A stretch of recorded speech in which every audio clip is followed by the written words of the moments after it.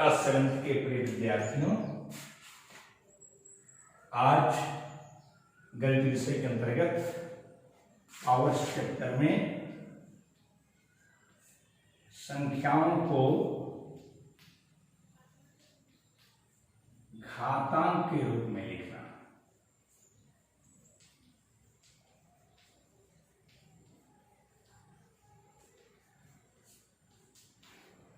एक तरह से 10 के घातांक की ही बात करते हैं, अर्थात कोई भी संख्या चाहे वो छोटी हो या बड़ी हो,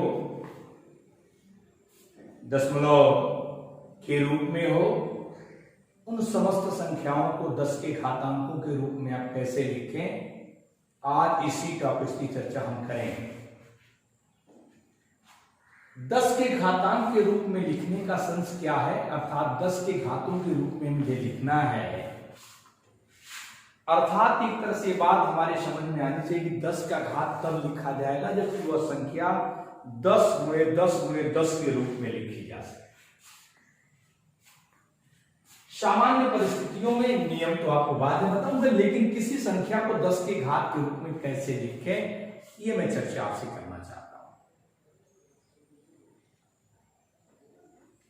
किसी भी संख्या को चाहे छोटी हो या बड़ी हो कैसे लिखें, जैसे मैं कहना चाहता हूं, जैसे 37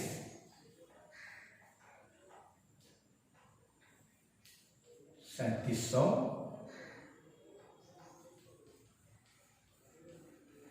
37 क्या कितने जीरो 37,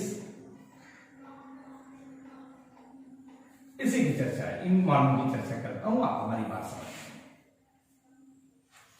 हमें इसे 10 के घातांकों के रूप में लिखना है। कैसे लिखें? इस दिए जाने वाले मान को 10 के घात के रूप में लिखना, तो कैसे लिखें? 37 को 10 के घात के रूप में कैसे लिखेंगे? मुझे लिखना हो 37 को, तो लिख सकता हूं 3.7 गुणे 10, 3.7 गुणे 10, अर्थात इसका मतलब हो गया 3.7 गुणे 10 का घात 1। 3700 है, तो मैं लिख सकता हूं, ये दशमलव यहां क्यों लाए, क्योंकि 10 के रूप में से परिवर्तित करना था। इसको आप इधर लाएंगे तब 10 में होगा, लेकिन एक अंक आपका पूर्णांक होना चाहिए 10 के घातांक के रूप में लिखने के लिए। इसको लिखिए, क्या होगा 3700, ये बराबर होगा 3.7 गुणे 10, अर्थात 37 गुणे 10 गुणे 10, 1 2 3, अर्थात 3.7 गुणे 10 का घात 3। यहां देखिए, मैं लिख सकता हूं 3.7 गुणे 10, फिर इसका 10, इसका भी 10, इस गुणे का 10 गुणे 10 गुणे 10, अर्थात 3.7 गुणे 10 का घात 1 2 3 4 5 6, अर्थात 6 हो जाएगा।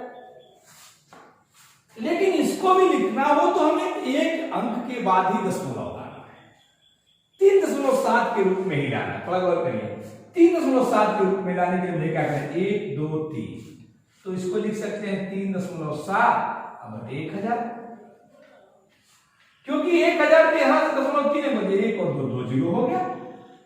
इसको क्या लिखेगा भाई, 3.7 बटे 10 गुणे 10 गुणे 10, अर्थात 3.7 बटे 10 का क्यूब, यही ऊपर जाएगा कितना, 3.7 गुणे 10 का घात -3। यदि इस पर आपने गौर किया हो, तो मैं बात कहना चाहता हूं, तो मेरा कहना यह है कि एक अंक के बाद दशमलव मुझे लिखना है और शेष सभी मानों को 10 के घातांक के रूप में लिखना है। तो एक मान जैसे 3.7 मैंने लिखा, तो इसमें 37 को लिखने के लिए मैं 10 से गुणा करना पड़ा। ऐसे ही जब 3.7 मैंने लिखा, तो 1 2 3 10 का 3 बार गुणा करना पड़ा।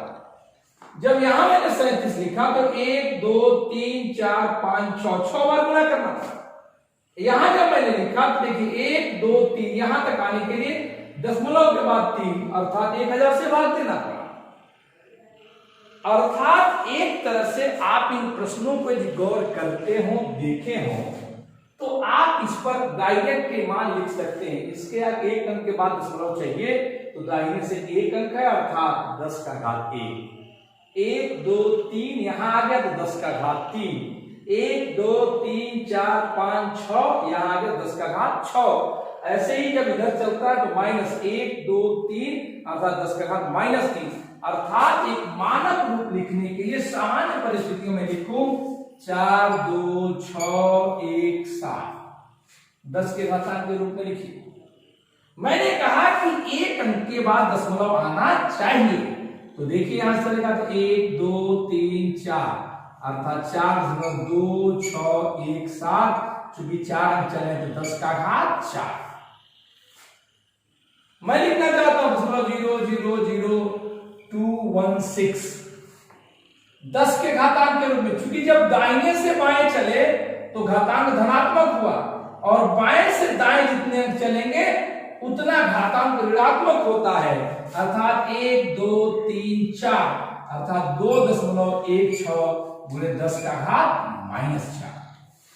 अब ये बात यदि मेरी आप समझ गए हो इस गुणा के हिसाब से, इसके हिसाब से, तो किसी भी संख्या को डायरेक्टली सीधे तौर पर हम उसे 10 के घातांक के रूप में लिख सकते हैं। और 10 के घातांक के रूप में लिखने का जो तरीका है, वैसे मानक रूप यही होता है कि इसका मानक रूप 1 अंक के बाद दशमलव आना चाहिए, चाहे यहां हो चाहे यहां हो। वैसे तो बहुत सारे तरीके इसको लिखने का, वैसे भी लिख सकते थे इस मान को।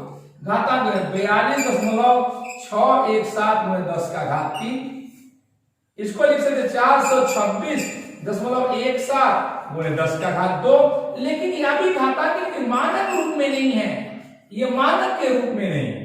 और इसी संख्या को यदि जब हम 10 की किसी भी संख्या को 10 के घातांकों के रूप में मानक रूप में लिखते हैं, उसे हम वैज्ञानिक रूप कहते हैं, उसे हम वैज्ञानिक रूप में कहते हैं। अर्थात किसी भी संख्या को वैज्ञानिक रूप में लिखने के लिए हम प्रयास करेंगे कि दशमलव जहां भी है, दशमलव वहां से 1 अंक के बाद दशमलव आना चाहिए।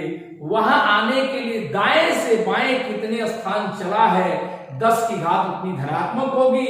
और 1 अंक के बाद जो दशमलव बाएं से दाएं चलने पर लिखा जाता है, उसकी घात ऋणात्मक होगी। अर्थात किसी भी संख्या का मानक रूप आप आसानी से लिख सकते हैं, जिसे हम वैज्ञानिक रूप भी कहते हैं। तो यही आज आपको जानना भी था, इतना ही आपको पढ़ना भी था कि किसी भी दी जाने वाली संख्या को मानक रूप में कैसे लिखते हैं। तो मैं कहना चाहता हूं 976.14 को मानक रूप में लिखिए।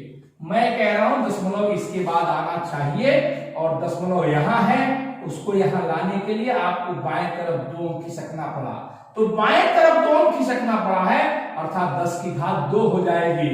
अर्थात 9.7614 गुणे 10 का घात 2 हो जाएगा।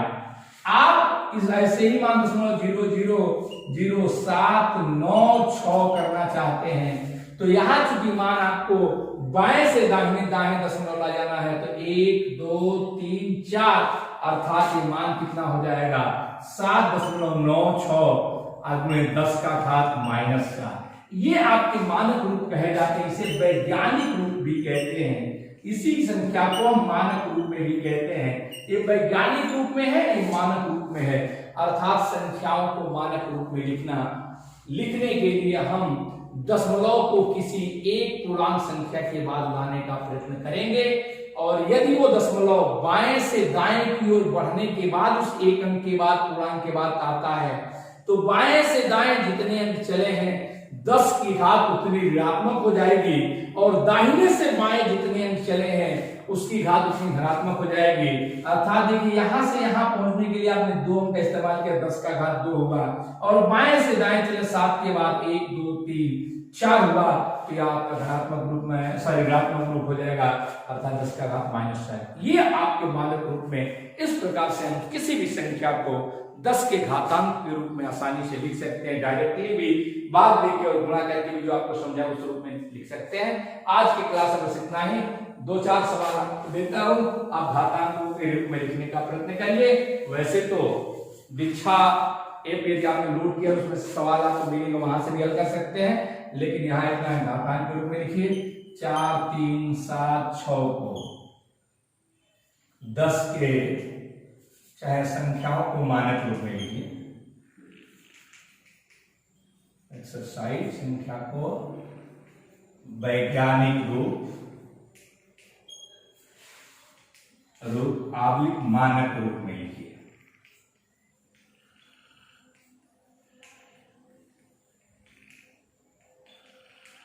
लिखिए 4 कितना हो गया, 279.43, ये हो गया 4, 2, 9, 4, 2, 7, 6, 1.5, इसको लिखिए।